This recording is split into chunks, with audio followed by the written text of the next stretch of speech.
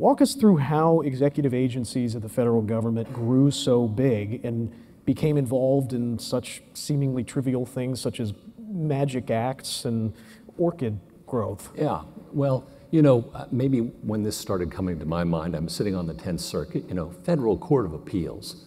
Case comes before me from New Mexico in my circuit, 7th grader.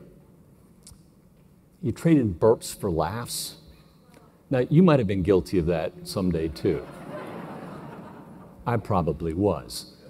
And instead of going to the principal's office or his parents being called, he was arrested and handcuffed.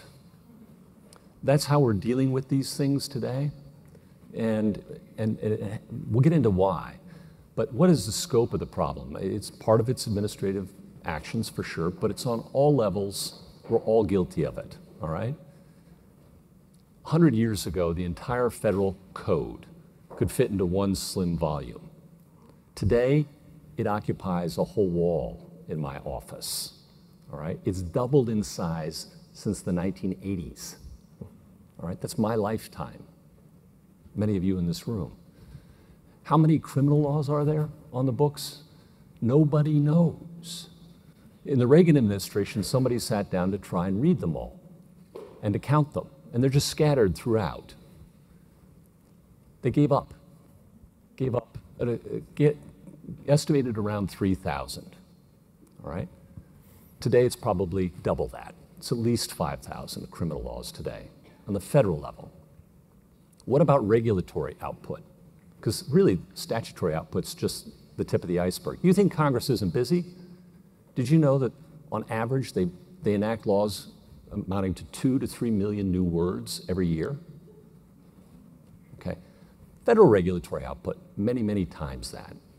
100 years ago, the Federal Register, which is where they write their rules and publish them, was 16 pages long in the year it started. Recently, it averages 60 to 70,000 pages every single year. How many crimes are in those regulations? Truly, nobody knows the answer to that, but there are at least 300,000 of them. So that's kind of the scope of the growth of law in just really my lifetime, since about 1970. There are more people serving life sentences today in our prisons than there were serving any sentence in 1970. So 1 out of 47 Americans is subject to some form of correctional supervision today. That's all new. That's not the New Deal. That's our lifetimes.